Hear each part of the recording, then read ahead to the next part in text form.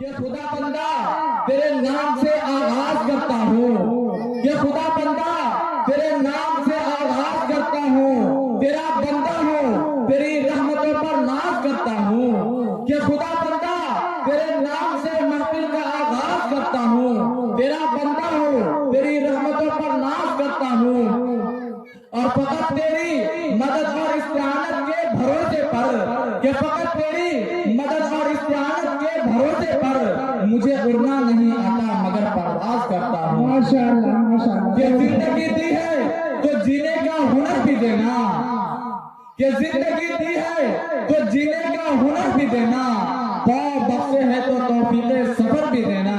اور بولنا تو نے سکھایا میں جو گونگا تھا، کہ بولنا تو نے سکھایا میں جو گونگا تھا، اب جو بولوں گا تو باتوں میں اثر بھی دینا۔ حضرات سامعین، اگر آپ حضرات کو شعر اچھا لگے سچا لگے تو اپنے دعا سے نواز سکتے ہیں۔ ایک مرتبہ ذرا طرف پر کہے سبحان اللہ، سبحان اللہ، اور ایک مرتبہ ذرا اور لگ کر کہے سبحان اللہ۔ آئیے میں حمد باری تعالیٰ کے ایک اور شعر پڑھتا ہوں، اور میں اہل اسٹیج کی توجہ چاہتا ہوں، خاص کر کے مفتی عبدالودود صاحب کی۔ اگر شعر اچھا لگے سچا لگے تو اپنی دعا سے نوازیے گا۔ کہ ہنر سبھی کو یہاں حسب حال دیتا ہے، کہ ہنر سبھی کو یہاں حسب حال دیتا ہے، کسی کسی کو وہ روشن خیال دیتا ہے، وہ دیکھے مرتبے جاہل ان پر گوار لوگوں کو، کہ وہ دیکھے مرتبے جاہل ان پر گوار لوگوں کو، شعور مند لوگوں کو وہ حیرت میں ڈال دیتا ہے، وہ ایسے کو دیتا ہے دولتیں لیکن،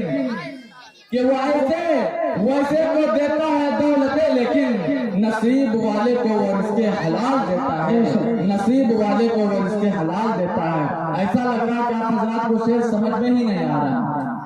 اگر شعر سمجھ میں آ رہا تو کہیے گا سبحان اللہ۔ کہ کبھی خوشی کبھی غم ہوتا ہے، کہ کبھی خوشی کبھی غم ہوتا ہے، سبحان اللہ وہی بولتے ہیں جس کے سینے میں دم ہوتا ہے۔ اگر آپ حضرات کے سینے میں دم ہے تو کہے سبحان اللہ، ایک مرتبہ اور رہ کر کہے سبحان اللہ۔ مجھے زبیر علی تابش کے وہ 4 مصرے یاد آ گئے ہیں کہ میں کیا بتاؤں کہ وہ کتنا قریب ہے میرے،